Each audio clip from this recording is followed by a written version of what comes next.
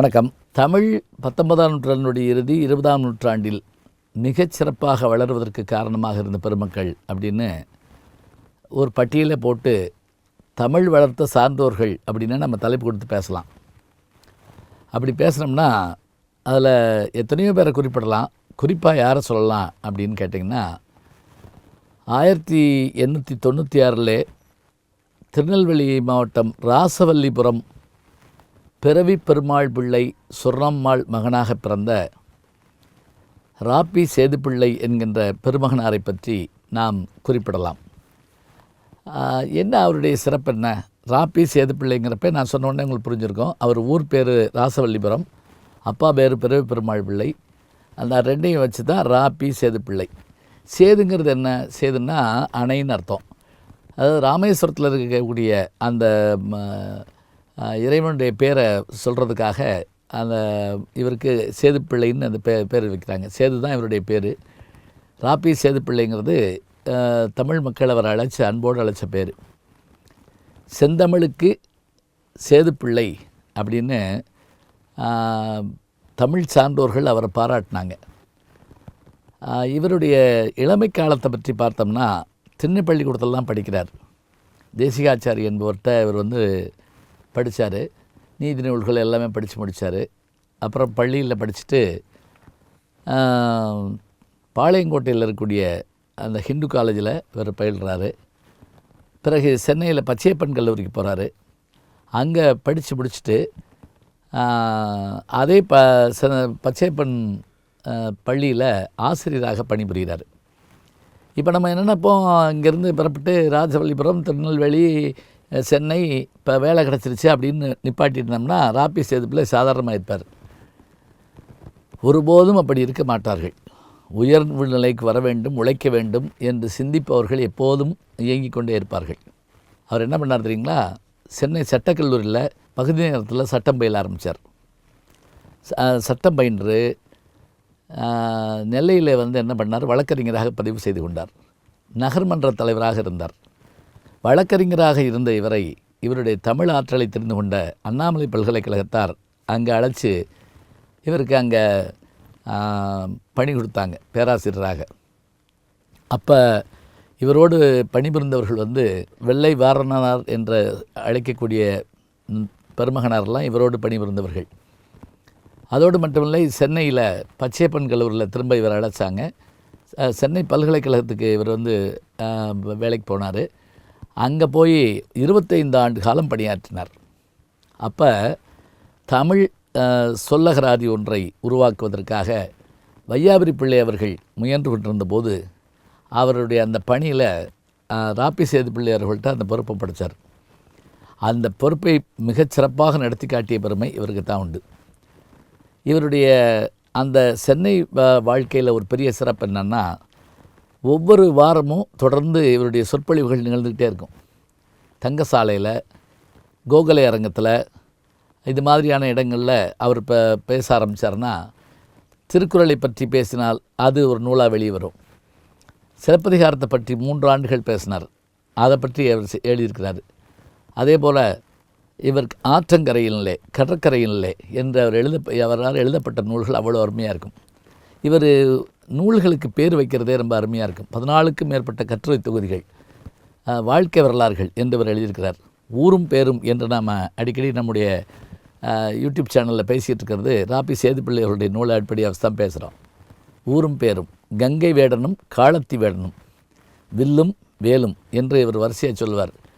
இவருக்கு என்ன ஒரு சிறப்பு என்ன அப்படின்னா, பேச்சாளர், எழுத்தாளர், வழக்கறிஞர், நகர்மன்ற தலைவர் என்று எல்லா வகையிலும் செல்வதை காட்டிலும் 1955ஆம் ஆண்டு இவருக்கு தான் முதல் சாகித்ய அகாடமி விருது வழங்கப்பட்டது. அதாவது தமிழ் மொழிக்கான சாகித்ய அகாடமி விருதில் முதல் விருதை பெற்றவர் இவர் தான். தமிழ் இன்பம் என்கின்ற அந்த நூலுக்கு இவருக்கு அந்த விருது கிடைத்தது. 1961 இவர் மறைந்தாலும் கூட இன்றைக்கும் ராப்பி சேதுப்பிள்ளையுடைய நாட்டுடைமையாக்கப்பட்ட நூல்கள் அத்தனை பதிப்புகளிலும் கிடைக்கின்றன. நல்ல தமிழ் பழக வேண்டுமா, நல்ல தமிழ் பேச வேண்டுமா, ராப்பி சேதுப்பிள்ளையை படித்து பாருங்கள். அவருடைய அருமையான அந்த பெருமை தெரியும். தமிழ் விருந்து என்ற நூல் அவ்வளவு அற்புதமான நூல் அது. இவற்றையெல்லாம் நாம் படித்தால் அவருடைய அருமையை அறிந்து கொள்ளலாம். தமிழ்நாட்டினுடைய தலை சிறந்த கடும் உழைப்பால் உயர்ந்த தொழிலதிபராக விளங்கிய சமூக சிந்தனையுள்ள அரசாங்கத்தால் அங்கீகரிக்கப்படாத ஒரு அற்புதமான மனிதரை பற்றி பார்க்க போகிறோம். அவர் பிறந்தநாளுங்க அன்றைக்கி 1893ஆம் ஆண்டு கோவை மாவட்டத்தில் கலங்கல் என்ற சின்ன கிராமத்தில் பிறந்தவர் தான் கோபால்சாமி துரைசாமி நாயுடு. இவ்வளோ பெருசாக சொன்னால் உங்களுக்கு புரியாது. ஜிடி நாயுடு. இவர் பள்ளிக்கூடம் பெருசாக போகல. இதுவே பெரிய ஒரு ஆராய்ச்சிக்குரிய விஷயம். ஏன்னா பெரிய பெரிய விஞ்ஞானிகள் யாருமே முறையாக கல்வி கட்டுறதால நமக்கு தெரியல. தாமஸ் ஆல்வா எடிசன் தொடங்கி பல பேரை பார்க்கலாம். ஆனால் அதுக்காக பள்ளிக்கூடம் போகாமல் இருக்க முடியாது. ஆனால் பள்ளிக்கூடம் போய் வேலைக்கு தான் போகிறோம், நம்ம தனியாக கண்டுபிடிக்கலை. இவர் கூலி தொழிலாளியாக விவசாயம் பார்த்துருக்கிறார். ஆனால் நெஞ்சுரம் மிக்கவர். தன்னுடைய தொழிலாளிகள்லாம் ஒன்று திரட்டி ஒரு தடவை சம்பள உயர்வே கேட்ட போராடினாராம். அதுக்கு பிறகு என்ன அப்படின்னா, தொழில்நுட்ப அறிவு இவருக்கு நிறைய உண்டு. கோவையில் அப்போ ஆங்கிலேயர்கள் காலம் 1893 இவர் பிறந்திருக்கிறதுனால 900 போன்ற நேரங்களில் இவர் என்ன பண்ணார், பல்வேறு இதுகளில் போய் அவர் தொழில்நுட்ப இதுகளை கற்றுக்கொள்ள ஆரம்பித்தார். அது மட்டும் இல்லை, பருத்தி வியாபாரத்தில் இவர் ஈடுபட ஆரம்பித்தார். ஃபஸ்ட்டு வேர்ல்டு வர ஆரம்பித்த இந்த நேரம் வந்ததுனால கோவையில் விளைஞ்ச பருத்திக்கு ரொம்ப வரவேற்பு இருந்தது. குறுகிய காலத்திலே பெரிய லட்சாதிபதியாக மாறிட்டார். அப்புறம் பாம்பேக்கு போனார். அங்கே போய் பருத்தி வியாபாரம் பண்ண போனார். ஆனால் அங்கே இருந்து அந்த தரகு முறைகளில் இவருக்கு பிடிக்கலை. கைப்பொருள் இழந்துட்டு இங்கே வந்துட்டார். திரும்ப என்ன பண்ணார், ஸ்டேன்ஸ் அப்படிங்கிற ஒரு துறையை வந்து டிரான்ஸ்போர்ட் நடத்திக்கிட்டு இருந்தார். அவர்கிட்ட வேலைக்கு போனார். இப்போ சமீபத்தில் பிரம்மன் படம் நான் நடித்தது சசிகுமாரோட, அந்த படத்தோட ஷூட்டிங் வந்து அங்கே தான் எடுத்தாங்க. அந்த ஸ்டேன்ஸ் கம்பெனியாக தான் முதல் பேருந்து அங்கே ஓடினது. அதில் வந்து ஜிடி நாயுடு பயன்படுத்திய அந்த காரும் பஸ்ஸும் இருந்தது. அவர் என்ன பண்ணார், வேலை பார்த்ததோடு மட்டும் இல்லாமல் அவர்கிட்ட அந்த போக்குவரத்து துறைக்கான இதையும் பெற்றுக்கிட்டாராம். பிறகு போக்குவரத்து துறையில் சாதனை புரிகிறார். ஆச்சரியம் என்ன அப்படின்னா, இவர் கண்டுபிடிச்ச தொழில்நுட்ப கருவிகள் எல்லாமே அவ்வளவு ஆச்சரியமான ஒன்று. என்ன, சவரக்கத்தி பிளேடு, இதில் ரத்தமே வராத அளவுக்கு அருமையான ஒன்றை கண்டுபிடிச்சார். அரசாங்கம் என்ன பண்ணுச்சு, இவருக்கு வரி விதிச்சே கொண்டுருச்சு. ₹1,00,000 மேலே காப்புரிமை தரேன்னா அமெரிக்காரன் 10 லட்சம் பெருமானவது காப்புரிமை தரேன்னா இலவசமாக கொடுத்துட்டார். ஏன்னு கேட்டாங்க, அமெரிக்காரன்ட்ட 10 லட்சம் வாங்கி இங்கிலாந்துக்காரனுக்கு 9 லட்ச ரூபா வரி கட்டுறதை காட்டில் நான் ஓசியாக கொடுத்துருவேன் அப்படின்ட்டார் ஒரே வார்த்தையில். இவருடைய கண்டுபிடிப்புகளெல்லாம் அவ்வளோ அபூர்வம். சுத்தமாறு அப்படிங்கிறதுக்கு அவ்வளவு இதாக இருப்பாராம். இன்றைக்கி பஸ்ஸில் டிக்கெட் கொடுத்த உடனே அந்த ஓட்டுநர் வந்து கிழிச்சு கொடுக்குறாரு பாருங்க. இப்போ நீங்கள் பெட்ரோல் பல்கில் நம்ம கார்டு இல்லை, இதை முதல்ல கண்டுபிடிச்சவர் ஜிடி நாயுடு தாங்க. அவர் பஸ் கண்டக்டர்களுக்கு அது கையில் கொடுத்துப்பார் அந்த கருவியை. அதே போல் விவசாயத்துறையில் பெரிய மாற்றங்கள் கொண்டு வந்தார். அதாவது சோளக்கருது ஒன்று தானே வரும். சோளத்தில் 13 கிளைகளை கொண்ட கதிர் வர வச்சார். ஒரு வாழை மரத்தில் துப்பாக்கியில் சுட்டு அதில் சில இதுகளை திணிச்சு அது வாழைப்பா மரம் வந்து என்னன்னா தென்னை மரம் உயரத்துக்கு வந்திருக்கு. இதெல்லாம் இவருடைய பெரிய மாற்றம். ஆச்சரியமான விஷயங்கள் உண்டு. இவர் வாழ்க்கையில் நடந்த ஒரு சம்பவத்தை மாத்திரம் நான் நினைவூட்டுறேன். அதாவது சுத்த சைவம், இவர் அசைவம் சாப்பிட மாட்டார். வெளிநாடுகளுக்கு கப்பல் மூலமாக போயிட்டு வந்திருக்கார். எல்லா தொழில் கண்காட்சிக்கும் போயிடுவார். ஜெர்மனிக்கு போயிருக்கார், அமெரிக்காவுக்கு போயிருக்கார், எல்லாருக்கும் போயிருக்கார். ஒரு முறை அவர் கப்பலில் பிரயாணம் பண்ணுறாரு. தீப்பிடிச்சி கப்பல், எல்லோரும் தண்ணிக்குள்ளே குதிக்கிறாங்க. இப்போ இவர் தண்ணிக்குள்ளே சாவமா இல்லை தீப்பிடிச்ச கப்பலில் சாவமான்னு யோசிச்சாராம். ஏன்னா தண்ணிக்குள்ளே கீழே சுறா மீன் வந்து எல்லாத்தையும் அடிச்சுக்கிட்டு இருக்கு. பார்த்தார், நெருப்பில் சாகிறதுக்காட்டில் நீர்லேயே சாப்பிடான்னு தண்ணிக்குள்ளே குதிச்சிட்டார். குதிச்சா சுறா மீன்கள் இவரை சுற்றி சுற்றி வருதாங்க. ஒன்று கூட இவரை சாப்பிடலையா. பக்கத்தில் இருக்கவங்க தலையெல்லாம் அடிச்சுட்டு போகுது. ஜாஸ் படம் பார்த்துருப்பீங்க, இடுப்பு கீழே கொண்டு போயிடும் அப்படியே. ஆனால் இவர் யோசிக்கிறார், ஏன் நம்மளை அது அடிக்கலை. அப்போ தான் அவர் வாழ்க்கையில் ஒரு விஷயம் நினைவுக்கு வந்ததான், திருக்குறள் நினைவுக்கு வந்ததான். அவர் எழுதுகிறார், கொல்லான் புலால் மறுத்தானை கைகூப்பி எல்லா உயிரும் தொழும். அதாவது பிற உயிர்களுக்கு தீமை செய்யாமல் பிற உயிர்களை உணவாக உண்ணாமல் ஒரு நிற்பானையானால் அவனை உலக உயிரினங்கள்லாம் கைகூப்பி வணங்கும் அப்படின்னு திருவள்ளுவர் சொல்லியிருக்காரு. சுறா மீன்கள் என்னை தின்னாமல் விட்டதற்கு அதுவும் ஒரு காரணம்னு அவர் சொல்கிறாருங்க. எவ்வளோ ஆச்சரியமான விஷயங்கள். இவரை பற்றிய செய்திகளை ஒரு தொடர் நிகழ்ச்சியாகவே பேசலாம். அவருடைய பிறந்தநாள் மூலமாக அவருடைய அந்த கண்டுபிடிப்புகளை நான் பார்க்கணும். ஒரு முறை நான் கோயம்புத்தூருக்கு போயிருந்தப்போ அவர் பயன்படுத்தின காரில் என்னை கூட்டிகிட்டு போய் மேடை கூப்பிட்டு போனாங்க. இது ஜிடி நாயுடு கார்னு சொன்ன உடனே எனக்கு ரொம்ப அதை தொட்டு கும்பிடணும் போல ஒரு ஆசையாக இருந்தது. தமிழ்நாட்டில் பிறந்த மனிதர் சர் சி வி ராமன், பேரறிஞர் அண்ணா, பெரியார் போன்றவர்கள் இவருடைய சாதனையை பாராட்டியிருக்கிறார் என்றால் அரசாங்கம் ஆங்கில அரசாங்கமாக இருந்ததால் இவருக்கு கை கொடுக்கவில்லை. கொடுத்திருந்தால் இந்தியாவில் மிகச்சிறந்த ஒரு கண்டுபிடிப்பாளராக உலகில் அறியப்பட்டிருப்பார். அறிவியலாளர்களை பற்றி படித்து பார்க்குறப்ப அவங்க எவ்வளோ கஷ்டப்பட்டு ஒரு விஷயத்தை கண்டுபிடிச்சாங்கன்னு நமக்கு தெரியுது. அவங்க கஷ்டப்பட்டு கண்டுபிடிச்சதோடு மட்டுமில்லை, அவங்கள உலகம் என்ன கஷ்டப்படுத்துச்சுங்கிறது இன்னும் அதிசயமான ஒன்று. சான்றாக கலீலியோ அவருடைய வாழ்க்கை வரலாறு எடுத்து பாருங்கள். அதாவது அவர் சிறுபிள்ளையாக இருக்கிற போது 8ஆம் வகுப்பு படிக்கிறாரு. இப்போ பாடம் நடத்திக்கிட்டு இருக்காங்க. அப்போ என்ன கோட்பாடு இருந்தது பெருசாக அப்படின்னு கேட்டிங்கன்னா, அரிஸ்டாட்டில், பிளாட்டோ அவர்கள் சொன்ன விஷயங்களை தான் பாடமாக வச்சுருப்பாங்க சாக்ரட்டிஸினுடைய சீடர்கள். அதில் ஆசிரியர் சொல்லித்தராரு, ஆண்களுக்கு வாயில் 32 பற்களும் பெண்களுக்கு அதை விட குறைவாகவும் உண்டு அப்படின்னு பாடம் நடத்துகிறார்.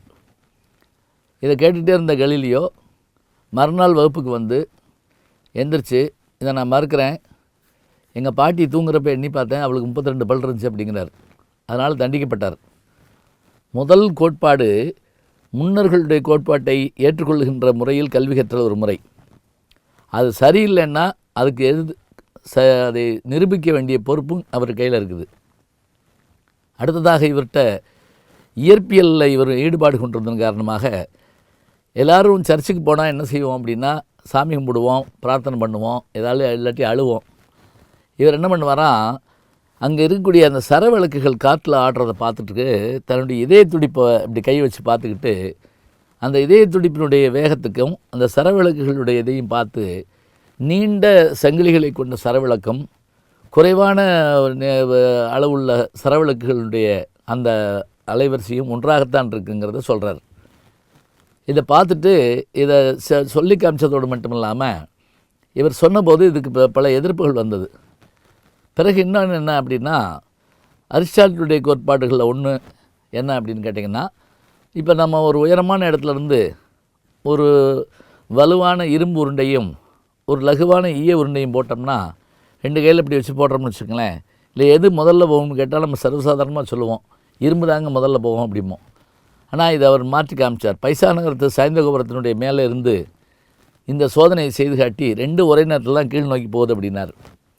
இந்த சரவிளக்குகள் ஆடுகிற ஓசையை வச்சு தான் அவர் தனி ஊசல் என்ற ஒரு விதியை உருவாக்கி காட்டினார். நம்ம 8ஆம் கிளாஸில் படிப்போம் அந்த காலத்தில். இப்போ அநேகமாக 2ஆம் கிளாஸ்லேயே அந்த பாடம் இருக்கும்னு நினைக்கிறேன் நான்.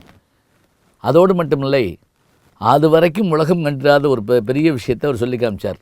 என்ன அப்படின்னு கேட்டிங்கன்னா, அதாவது அதற்கு முன்னே இருந்த அறிவியலாளர்கள் பூரா பூமி நிலையாக இருக்கிறது, சூரியன் பூமியை சுற்றி வருகிறது என்று சொன்னார்கள். ஆனால் கலீலியோ அவர் பிறந்த ஆண்டு 1564 இத்தாலி நாட்டில் தன்னுடைய வாழ்நாளில் அவர் கண்டுபிடிச்ச விஷயங்கள் ஒன்று டெலஸ்கோப் என்கின்ற தொலைநோக்கி. அந்த தொலைநோக்கியின் மூலமாக ஒன்று நிறுவினார். என்ன என்றால், சூரியன் நிலையாக இருக்கிறது, பூமி தன்னைத்தானே சுற்றி கொண்டு சூரியனும் சுற்றி வருகிறது. இந்த கோட்பாடு. அடுத்ததாக என்ன சொன்னார், அதுவரை இருந்த செய்திகள் எல்லாமே பூமி தட்டை வடிவமாக இருக்கிறது என்று தான் எல்லாரும் நம்பினார்கள். ஆனால் கலீலியோவும் அவருடைய காலத்திலே வாழ்ந்த கோபர்னிக்கஸ் போன்றவர்களும் கெப்லரும் என்ன சொன்னார்கள் என்றால், இல்லை, பூமி உருண்டை என்பதை சொன்னார்கள். உருண்டை என்று சொன்னபோது பலர் கேலி செய்தார்கள். அதில் கூட ஒருத்தர் கேட்டாராம், உருண்டைன்னு சொல்கிறீங்களே, அந்த அப்படி ஓரத்தில் போய் வெளியே விழுந்துட்டோம்னா என்ன செய்கிறது அப்படின்லாம் கேட்டிருக்காங்க. அதோடு மட்டுமில்லை, இவர் கத்தோலிக்க தேவாலயத்துக்கு எதிராக சில விஷயங்களை செய்கிறார் என்று கோபப்பட்டு இவர் என்ன பண்ணாங்கன்னா, இவரை கடுமையாக தண்டிக்க ஆரம்பித்தார்கள். இவர் வியாழ கிரகணத்தை பற்றிய ஆய்வை அருமையாக செய்திருக்கிறார். சூரியனில் கரும்புள்ளிகள் இருக்கிறது என்பது சொல்லியிருக்கிறார்.